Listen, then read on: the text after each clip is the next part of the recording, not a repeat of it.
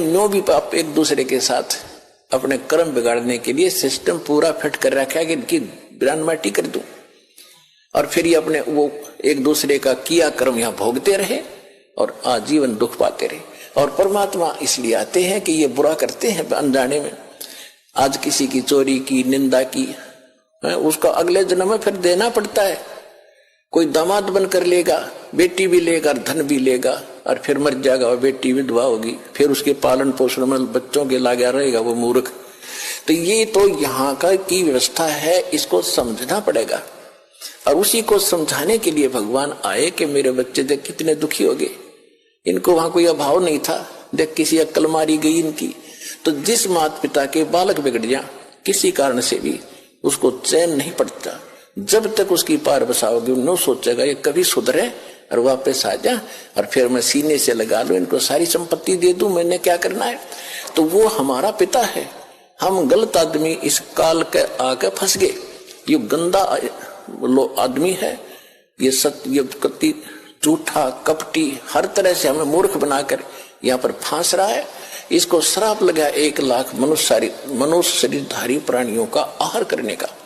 इसलिए हमें पाल रहा है, अपने स्वार्थ से सारी बुराइयां करवाता है। आप देखते हो बीड़ी, शराब, तंबाकू, फीम, सुल्फा, भुक्की, ये खाने की चीज है। मांस ये खिलाता है ताकि इसका टेस्ट बने। हम सूक्ष्म स्थूल शरीर से जो खाते हैं, एक अंदर शरीर है सूक्ष्म, उसके अंदर ये सारी वासना डिपॉजिट हो जाती है, इसमें समा जाती है। कुछ अधिक आहार तो लग जाता है शरीर के पोषण में, स्थूल के शेष जो वासना है उसका टेस्ट होता है, वो अंदर जाता समाता है जीव के माध्यम से, और फिर इनको ये कवर तो ऊपर रह जाता है, यही छोड़ जाते हैं। सूक्ष्म शरीर जब जाता है मनुष्य का एजडित रहता है, जब तक दूसरे प्राणी में नहीं जाता ये सूक्ष्म शरीर एजडित होगा। तो ये तो ऐसा है जैसे सर्प कांचली छोड़ जाता है और सर्प अलग होता है। तो हम तो उस कांचली की क्रियाक्रम में लगे रहते हैं। यहाँ पर कभी गंगा ठा के ले जाएंगे, कभी कितब कर्म कराएंगे, वो सांप तो जा चुका है, वो तो है नहीं इसमें। तो उस जीव को फिर तपतशिला पर डालता है, वहां उनको बुरी तरह तड़फाता है। क्योंकि जिसने ज्यादा हुक्का पी रखा है, जिसने ज्यादा शराब पी रखी है, मांस खा रखा है और ज्यादा भूखी पी रखी है, कोई नशीली वस्तु है, कि वो टेस्ट है उसका, उस काल का, मन का, ये मन उसका एजेंट है। तो उनको ज्यादा समय तक उस तपतशिला पर जलना पड़ता है, वहां चटक मटक होते, हाहाकार मचती है। जिन्होंने थोड़ा ये बकवाद कर रखी होती है, वो थोड़े समय तक तपतशिला पर रहता है। तपत की टुकड़ी एक तवी है, तवा समझ लो, बड़ी ये तई होती है, बड़ी बड़ी रोटी बनाने की, इन पर रखते हैं भट्टियों पर।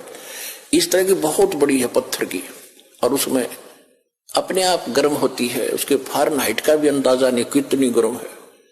और जिन्होंने ज्यादा यह मांस, शराब, तंबाकू प्रयोग कर रखा है और वासनाएं की है, तो वो ज्यादा समय तक दुखी रहते हैं, बहुत समय तक। उनको बहुत समय में ज्यादा माल होता है, उनमें तो देर से निकलेगा सारा। और जिन्हें कम कर रखे हो जल्दी फारिग होकर गधे कुत्ते बनोगे, फिर जाना कहीं नहीं, रहना यही पर है। तो जहां पर ये तपतशिला पर जीव भुनने जा रहे थे, परमात्मा वहां आकर खड़े हुए अपने पुत्र जोगजीत का रूप बना के। उधर से काल ने पहले तो उन बच्चों को समझाया जो वहां दुखी हो रहे थे। वो पूछ रहे कि हे परमात्मा, परमात्मा के वहां पहुंचते ही कबीर भगवान के, उनकी सबकी जलन बंद होगी। वो भट्टी न्योकी नो जल रही है, तो ये तो न्योकी नो गर्म ऐसे ही, और उनका कोई आंच नहीं। जैसे प्रहलाद भगत के आंच नहीं लगी, भगवान की कृपा से एक बिल्ली के बच्चे, एक कुम्हार ने आवा लगाया था। आवा लगाते थे मटके पकाने के लिए। कच्चे मटके में बिल्ली की आदत होती है कहीं से बच्चे उठाए कहीं रख दिए। उसने रातों रात एक मटके में बच्चे रख दिए। कुम्हार ने वक्त से आकर वो घड़ा नीचे दाब दिया, पहुंच गया जहां भी ठाठा धर दिया फटाफट जल्दी में, और अगले दिन उस दिन आग लगा दी उसमें।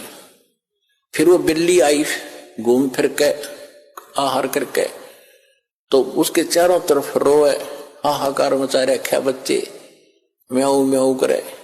तो कुम्हारी बड़ी दयालु थी, भक्त सी भगवान की, पूर्व जन्म की, वो संस्कार देखो कैसे बिगड़ते हैं और कैसे बनते हैं। तो उस कुम्हारी को पता लग गया कि ये तो बिल्ली के बच्चे इसकी मटके में रह गए, और अब हमारे वश से बाहर की बात हो गई।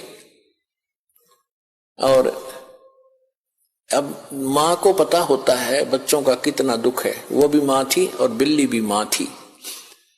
तो कुम्हारी ने मालिक से अर्ज लगाई, हे परमात्मा, हम पे पाप बनेगा, गलती बन गई, हे दाता इसके बच्चे बचे। उधर से वो बिल्ली भी पुकार रही थी। तो मालिक ने क्या किया, देखो पूर्व जन्म के दास जो आपको कह रहा है ये काल कैसे बर्बाद कराता रहा, क्योंकि ऐसी परिस्थितियां पैदा कर देता है कि हम अपनी पूंजी को नाश करते ही रहे। अब देखो आपने पुण्यात्मा, ये तत्व ज्ञान है। ये रामकृष्ण की स्टोरी तक कोई सुना देगा, खड़ा होगा, कितने भी सुन लियो तुम, 5-4 संस्कृत श्लोक बोल देगा, तुमने राजी कर देगा, दक्षिणा लेगा और ये होता ही रहा अभी तक। ये तत्व ज्ञान है जिसका सब तरह का निष्कर्ष निकलेगा।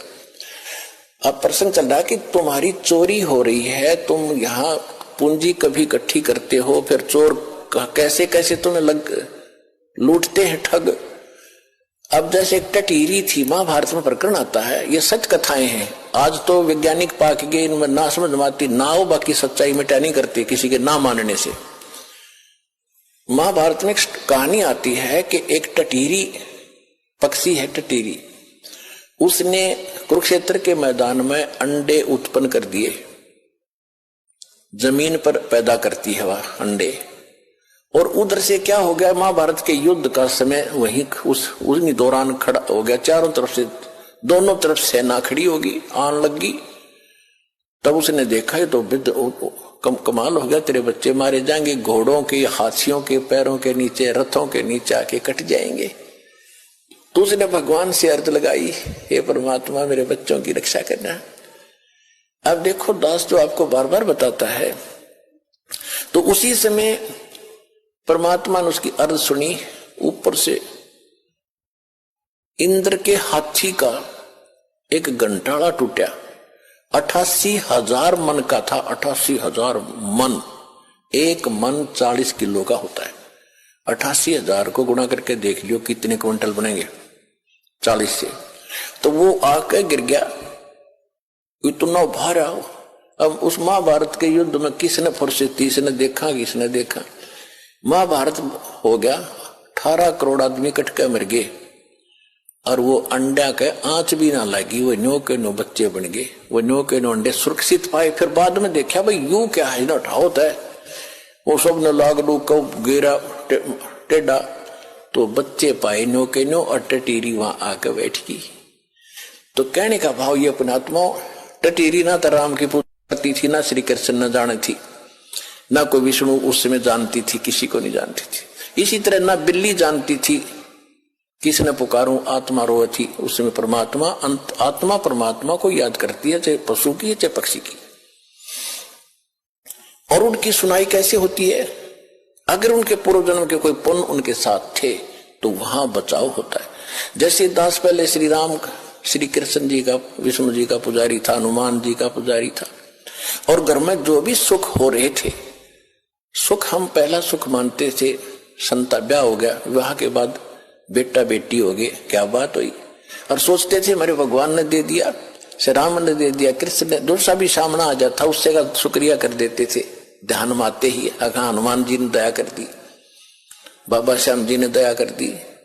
अब दया, अब पता चला, सूक्ष्म ज्ञान की रोशनी से पता चला कि ये तो हमारा पूर्व जन्म का संस्कार ही हमें मिल रहा था। जैसे पास हो गए बच्चे, इसी में खुशी मनाते हैं बच्चे को, तो वही बड़ी भारी बात होती है और बड़ा हर्ष का काम होता है कि पास हो गया, हो फिर नौकरी मिल गई, कहना है क्या, अच्छी सर्विस मिल गई। तो ये सब हम अपने इन भगवानों को देते थे जिनकी हम पूजा करते थे, श्रेय उनको देते थे, क्रेडिट।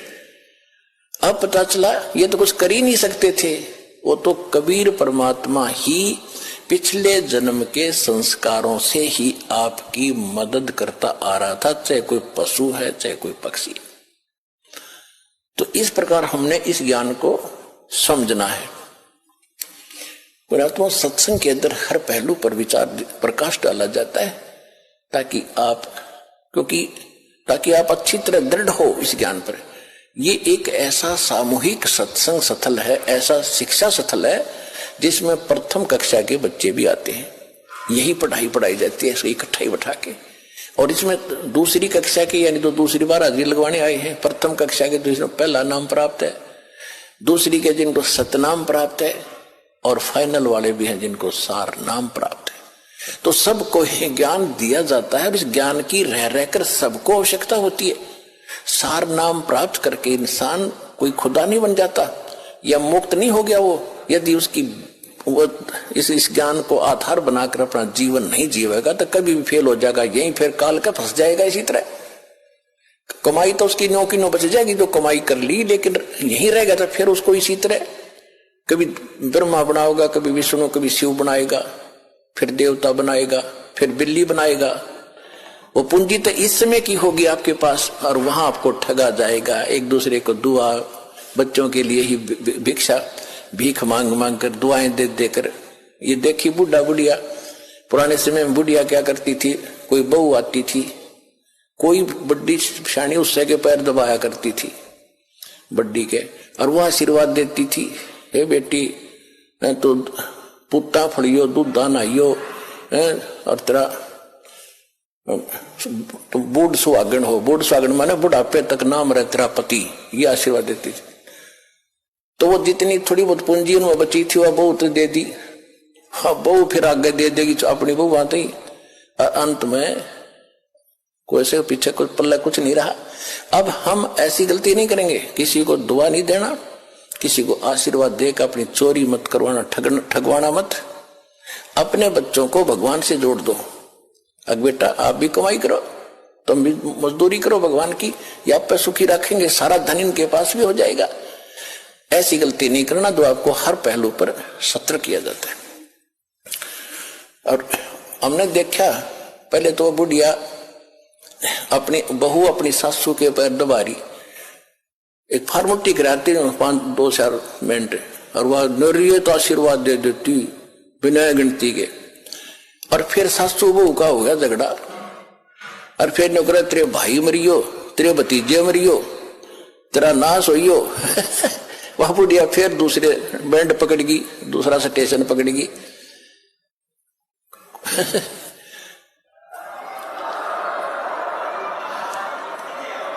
तो 9 प्लस माइनस करके कुछ तो दुआ में खोए, कुछ बद दुआ में खो दिया। बुढ़िया बुतरी बन गई, गदी बनकर घूमे, फिर अपना खाली होगी। तो ये वो चोरी हो रही है, और उसको जगाने के लिए परमात्मा ने पहले तो मालिक आए स्वयं, गांव गांव में, नगर नगर में कहीं खड़े हो जाते थे डंडोरा लेकर एक तारा, ये सुनाते थे। अब जो प्रसंग चल रहा था वही